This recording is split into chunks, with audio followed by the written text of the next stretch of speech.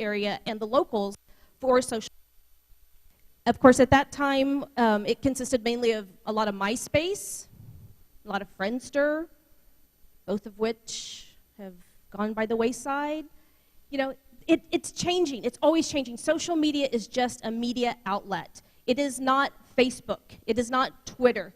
Those are just the megaphone, shall we say, of how you actually get your message out there. So as we're going to talk here in a moment, this is mainly going to be directed toward businesses and people who have, you know, I'm going to give the assumption that you already have a Facebook page, a Twitter, you already have your social media areas set up. We're not going to go through how to actually start them. We're just going to discuss how to actually get people coming to a cocktail party. Because I think we've all heard that adage that social media is like a cocktail party, but what they don't ever tell you is what happens if no one's ever saying anything to you. I mean, how many of us get on Twitter, especially when you first started Twitter, you tweet and no one tweets you back? I mean, there's nothing like feeling like you're the last kid at the party because no one is even saying anything to you. You can even engage someone. You reach out and you tweet to them and they still don't say anything to you. There's nothing more discerning and really kind of, you know, off-putting to the whole social media realm as if no one is actually listening to you. So we're going to talk about that for a minute. Actually, for quite a few minutes. So the first thing we're going to talk about is what happens if you are tweeting. What if you're on Facebook and you have no followers? You have already bugged the family, the friends. You've invited every single person you know multiple times to come like your page or come follow you, and no one has done anything. I mean, just like talking to an empty room. You really, nothing's going on. So we're going to discuss some different types of things to look at as yourself and things to recognize in others when you start engaging people, which has been said many times today. But when you start really talking to people on social media, what are some of the things that you really want to look out for? The first thing we want to look is we want to check ourselves in the mirror, people. Check yourself before you wreck yourself on social media. Make sure that when you, she looks a little harsh there, but if you're making posts, and this is from your side, if you're making posts and everything you're saying about your brand is negative, everybody has a bad day. This is what separates the good brands from the brands that never join. You want to make sure that your message, your voice, what you're saying out to people is engaging. You don't want to be the Debbie Downer who's at the cocktail party, who when you come up to them and say, oh my gosh, it is so nice to meet you. And they look back at you and go, oh, my bunions, they're killing me. Oh, I've got gallstones, you have no idea. These are not the people you want to talk to at the cocktail party. Don't be that person. You want to be the person who is engaging, who is more than happy to strike up a conversation and talk about someone else. That's very important in social media. It is not about you. It is about your customers. No matter if that customer is someone coming to your brick and mortar business, is that someone that you're wanting them to buy your service or product, it's about them. Be engaging with them. I believe that Cheryl hit on it earlier with, you know, talk about what, if they're talking, if you have a waffle shop and they're talking about waffles, talk back to them about their waffles. You don't want to be the Debbie Downer who instantly puts the blanket. Show of hands, how many of you have a Facebook page where you've made an excellent post and someone comes on and makes a comment, right? The very first comment is something negative and no one makes a post after it.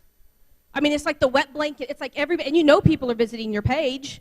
You know they're on the page going, how is they going to react to that? What are they going to say? And they're waiting, and everyone is waiting, the entire audience. And what you don't realize is when no one makes a comment, it's not that they're not seeing it. They're just waiting for you to say something. So when you say something back, as we discussed earlier, spin it. Either make it something positive, make it something engaging, make it something that takes the heat away and turns it back to something good. Now, with that, I understand that some brands, and being a ski area, we run into it, you know, when I worked for them specifically, we would run into problems with things happen at a business. Things happen. Ski areas don't have snow, water pipe mains break and flood retail establishments. Something always happens. How you present that is what makes the difference. Are you going to say, well, Store's closed. We've got a flood in the back. End of the day. Don't know how we're going to recover. And you make it doom and gloom, or do you say, hey guys, apparently we're having a fire sale because the water's already here. So, look for us tomorrow. We'll be, right back here ready to go, but we're going to be closed today. Just always make sure when you're engaging your audience that you're giving them something positive. These guys. We call these the party crashers. I think everybody knows who these two people are.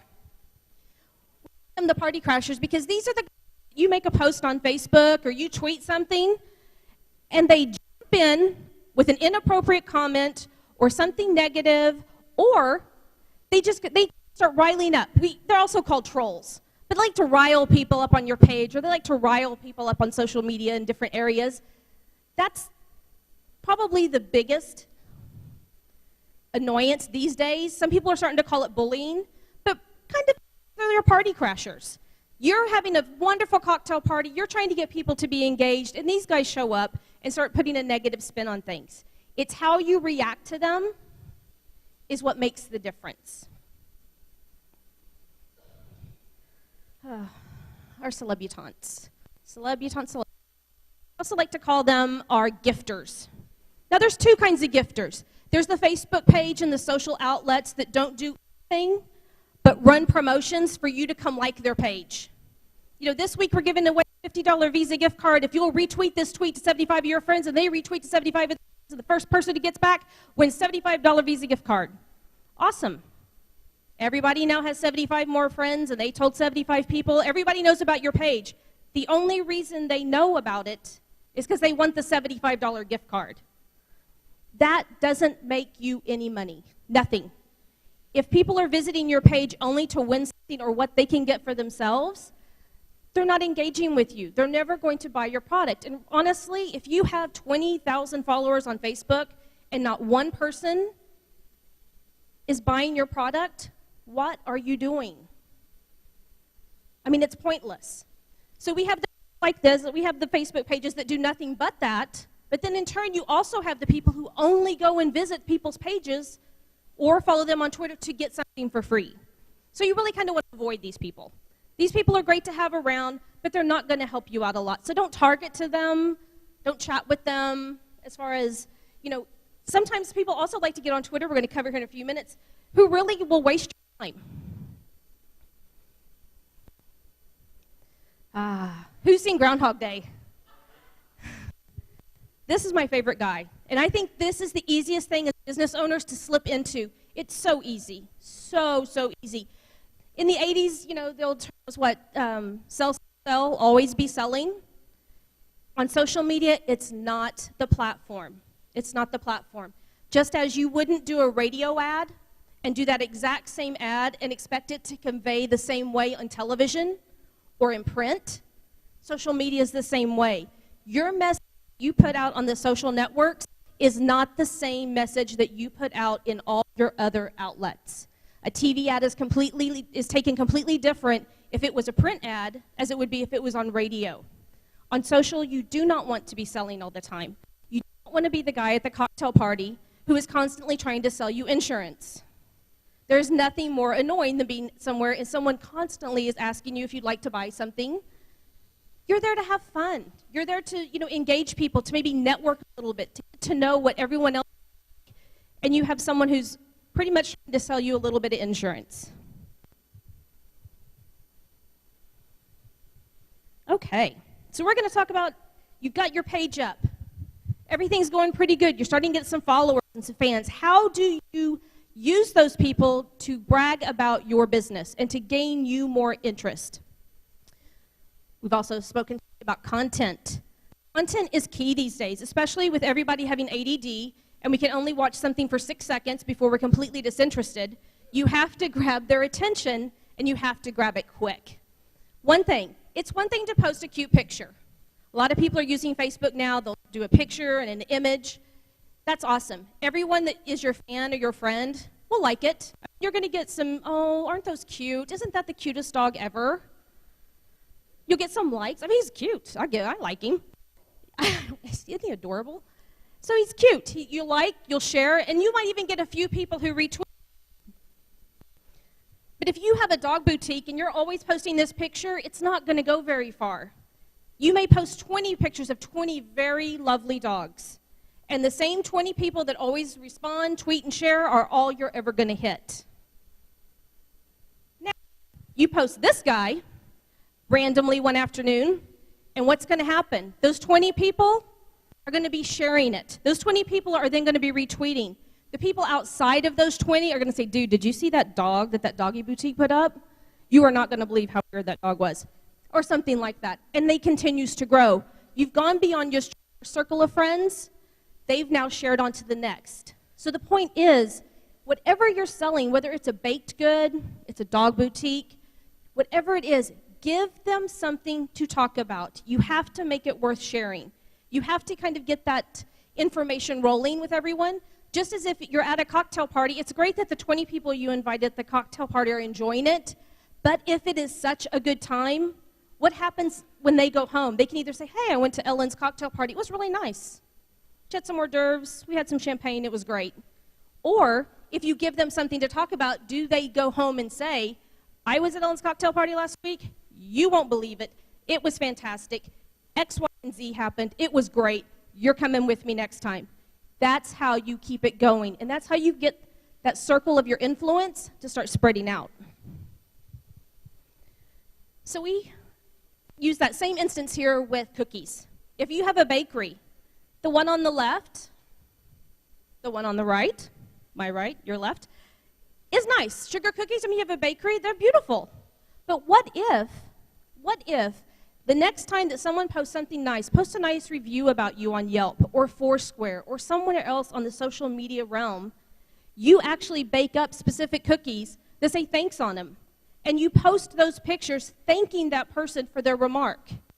Let them know that the next time they come by, you have a special gift for them. How well does that go over besides just posting a picture of cookies? You want to take that content and move it up a notch.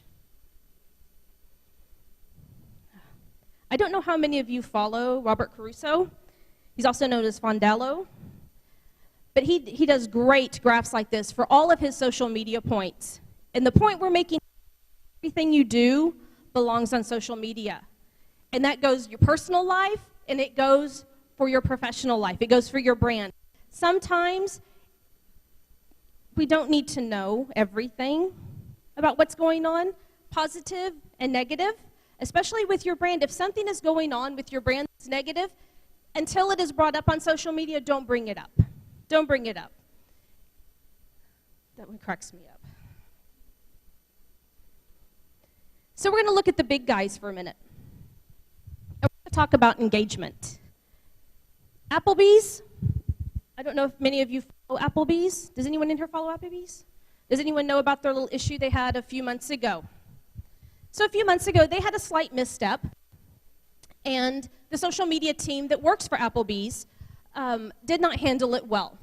It's where we get into the subject of maturity and having people who, if they're going to represent your brand, make sure that those people have a background in marketing or at least communications at the very least, or public relations. So they took what was a small misstep and it absolutely exploded. You can look it up on Google, just put in Applebees, it's usually the first thing that comes up. But one thing that they do, they reply to every single tweet that comes to them. Every single one. Even if it's a 13-year-old girl saying hi and will you send me a selfie pic? They'll respond back. There's no need. Those people reach out like that and are constantly, tweeting to you just the most obnoxious different things. As a brand, you don't have to reply to them. They have 77.3 tweets, 77.3 thousand tweets, sorry about that. It takes them, and this is a fact, they have a social media team of 10 people who work 3-hour shifts, 24 hours a day to respond to every single tweet. Now that's just Applebee's corporate office. There's 45 other Applebees for all their different locations. There's no need, guys. There's no need to just, respond to everything. Every time someone says something on a social media outlet doesn't mean it needs to be replied to. Case in point, Wendys only has 20,000.2 tweets, and they have 149,000 followers, where Applebees only has 94,000. Not the followers are the be-all to end-all of life, but it is a good case in point that just because you're tweeting all the time doesn't mean that people are actually following you. Wendys did a perfect example of this when someone tweeted to them, "Please, your sandwich told me to put it in the toilet, and now there's water everywhere. Can I have a refund?" Basically saying their sandwich was crap, and so they flushed it down the toilet. Wendys came back with, "If a sandwich spoke to you, you might need more than just a refund." Perfect. Perfect. We have not insulted them. We have not insulted them, but they have basically taken the fire out of that. It is an excellent case in point of it's not so much what you're tweeting, it's how well you're tweeting it and how well you're representing the voice of that brand. So lastly, I give everyone an invitation. What we're going to do this evening is we're going to be at the cocktail party, and we're going to have a social media photo booth, which means you guys come in, relax, grab some cocktails, head over to the big photo booth that will have this backdrop, and we're going to take some pictures, we're going to post them, we're going to tweet them to your business accounts, your personal accounts, whichever one you like. And we're going to start building that content, giving other people things to talk about. Another thing we're going to do is on the back of the card, there's hashtag SMRSVP. If you use that hashtag anytime you're reading, Cheryl discussed earlier how you can actually follow people on Twitter who are using that hashtag.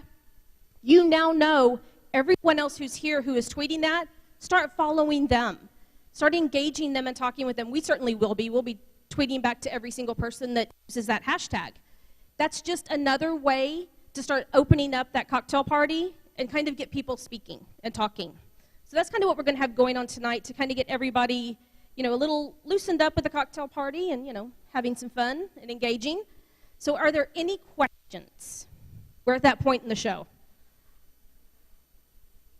None? Oh. Behind the big monitor.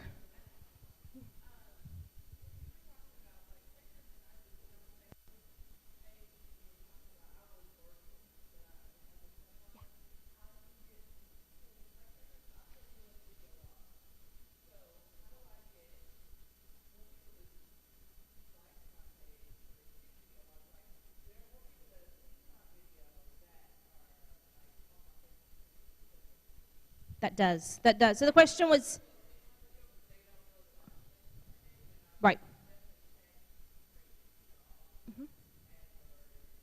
So my first question is, what is it about Facebook? If they can see if you're having people view your video page outside of Facebook, what is it about Facebook that makes you want them to friend you just there? Here's a better one. So are you on YouTube? Since you have video? Okay. Are you on Vine? On Vine?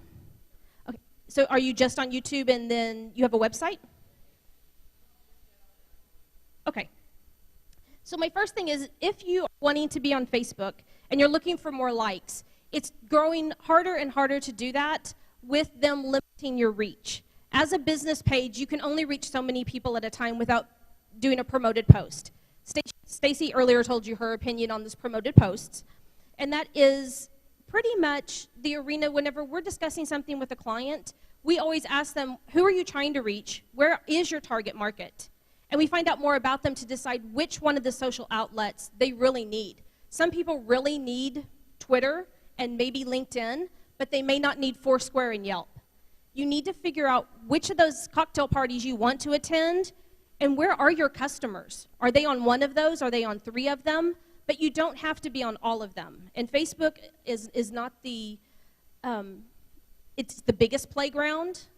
But I think from everything I've heard out, just being out in the lobby and what we hear back from our clients, it may be the biggest playground, but it's becoming more of a frustrating playground. Everybody's getting, especially for pages. We're not talking about personally, but as a page and as a business, it's harder and harder for you to get any reach without having to play the Facebook game. And to play that game, you have to promote your posts. And if you promote your posts, then you run that risk of really putting other people off because your posts are coming through on their news feeds and they feel like it's very intrusive. So to get other people to like them, you have to put engaging content up. You have to do something with your page. Make that post completely unusual and attention-getting.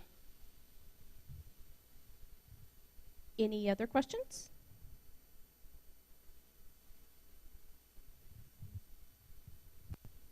Okay, excellent. What time? Yes.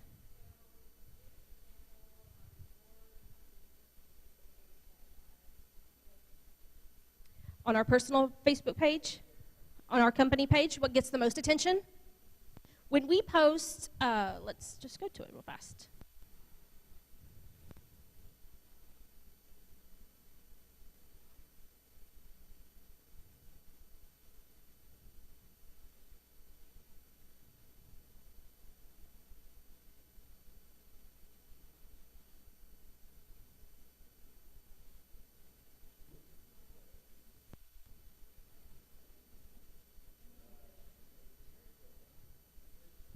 On our Facebook page, I would say usually what gets the most attention, wow, it's not wanting to let me scroll through.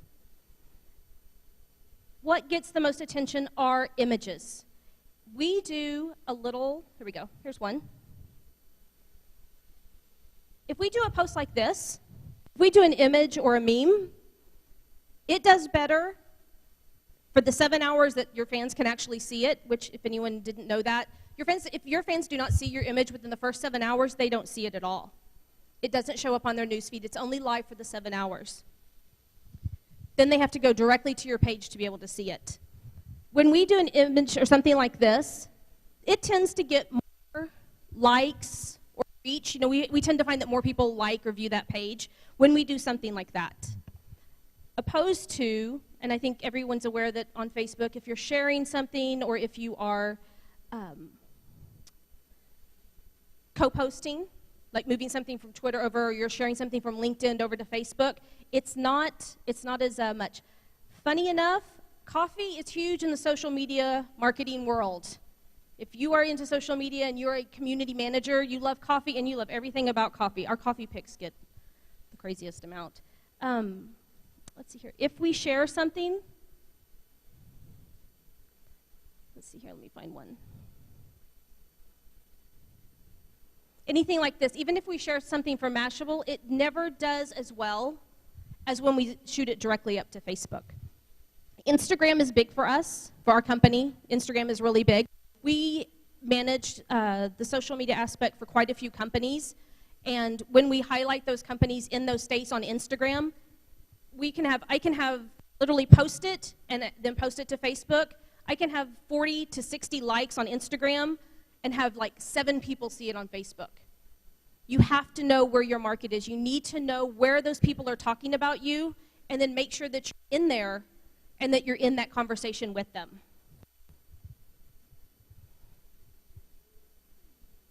Any other questions?